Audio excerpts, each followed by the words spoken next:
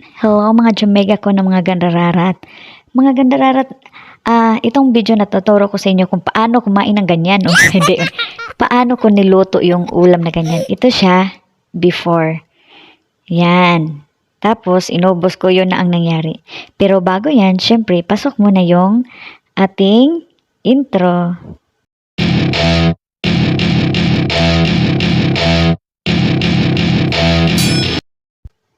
Siyempre mga gandararat, hiwain muna natin. Alangan naman lutuin mong buo. Tapos, lagyan ko siya ng asin, nilagyan ko siya ng suka para linisan. Kasi ayoko yung pagkain ko ng manok na maamoy ko yung malangsa. Ayoko yan. Ganyan lang mga gandararat para matanggal yung mga niya, yung malansa-lansa. Ayan, ganyan lang siya. Ang sarap kaya kumain ng yung walang lasa sa bunganga pagkatapos, yung malansa. Ay, pinaka-kontra ko talaga yan mga gandararat. Nakita niyo mga gandararat na yung mga dugo niya, yung parang natanggal siya yung pagbuhos ko kanina, di ba? Kasi natanggal siya sa asin at saka suka. Pero kahit ginawa ko yan, ilang beses ko pa talaga hugasan yan mga gandararat. Ganyan lang mga gandararat hanggang makontento talaga ako na parang iniisip ko na siguro okay na siya. Yan, hindi pa okay sa akin yung tubig na yan, tingnan nyo. Alam niyo mga gandararat, sa totoo lang, hindi talaga ako marunong magluto dati ng ulam, ng kanin. Ayan, hindi talaga ako marunong. Kasi ako yung bunso sa amin. Tapos yung mama ko busy sa salon. Syempre may katulong. Tapos yung mga kapatid ko, nasa salon din sila nag-work. Yung amin lang talaga na salon. Kaya ako, higa, tulog, kain. Tsalap buhay, patulog-tulog lang. Kaya lumaki akong walang alam sa trabaho. Pero, nakita ko naman yung kapatid ko kasi nag-aral siya ng food processing. Nakita ko siya paano siya magluto, paano niya ginawa. Pag nagluto siya mga gandararat, nanood lang ako paano niya ginawa. Hanggang sa nag-asawa ako, yung asawa ko nagturo sa akin paano magsaing, paano magwalis, paano maglaba. Kaya kayong mga nanay dyan, huwag niyong ganyan yung mga anak nyo. Kasi sa bandang huli, sila din ang nahihirapan, promise.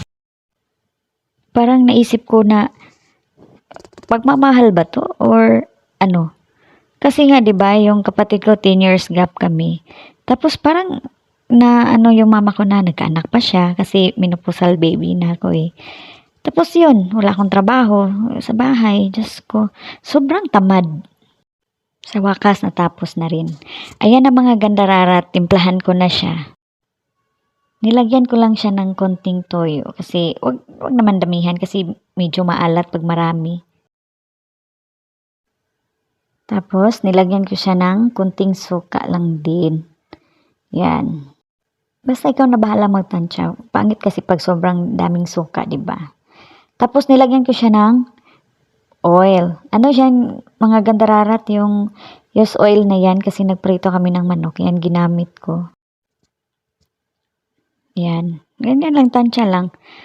Tapos, syempre, hindi makumpleto yung natin kung walang paminta powder. Yan. Pakunti-kunti lang. Pero dinamihan-damihan ko siya konti para medyo maanghang-anghang mga gandararat. Masarap kasi yun. Tapos mga gandararat, nilagay ko na yung sibuyas. Ayan. Ganyan lang siya mga gandararat. Tapos yung bawang, ilagay mo na rin. Tapos yung luya. Ayan. Siyempre, panghuli yung at yung atsal, yung green bell pepper. Pahuli na yan. At siyempre mga gandararat, hindi talaga magpahuli yung asukal natin. Yan, nilagyan ko siya. Yan.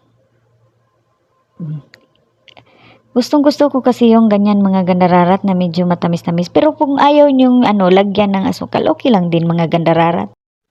At ito na nga, nilagyan ko ng kunting asin kasi konti lang yung toyo nilagay ko. Kaya, pakunti-kunti lang silang lahat mga gandararat. Kasi, pangit yung maraming toyo, lagyan mo pa ng asin, di ba? Gusto ko kasi may asin din konti. Ayoko yung pagkain mo na amoy toyo na lang siya. Kaya nilagyan ko talaga siya ng asin. Tapos yan, ihalo mo lang siya mga gandararat yan.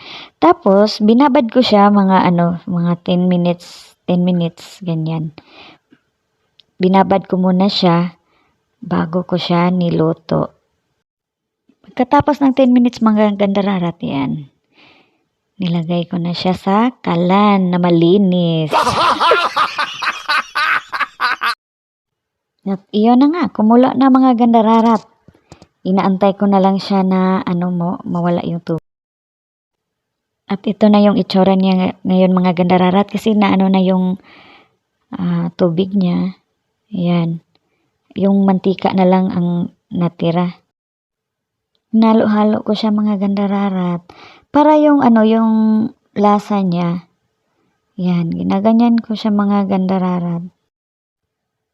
Ayan na mga gandararat. Pagkatapos, ko muna siya para parang maprito siya. Ayan. Para lumabas yung mantika ng manok. Yan, tapos ko na yan binaliktad-baliktad sila mga gandararat para parang mag-fry siya medyo pero wag naman masyado. Tapos nilagyan ko na siya ng bell pepper. At ngayon, gusto ko siyang ihalo para gusto ko yung bell pepper, magkalasa naman siya mga gandararat. Kaya ganyan, hinalo-halo ko siya. Tapos tama na. Ganyan lang mga gandararat. Ayan, luto na. Woo, ready to eat.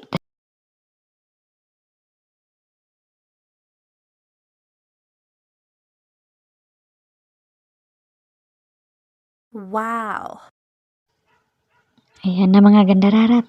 Ayan, wow, sarap. Sarap. At ito na mga gandararat, tapos na yan siya. Wow, di ba? Ang sarap tingnan. Kakain na ako kasi nagugutom na si Akich. Ikaw, kailan? Ayan, tapos na akong kumain. Hindi halatang masarap mga gandararat. Mga gandararat, pabago ka pa sa YouTube channel ko, please subscribe and salamat sa panonood. Thank you!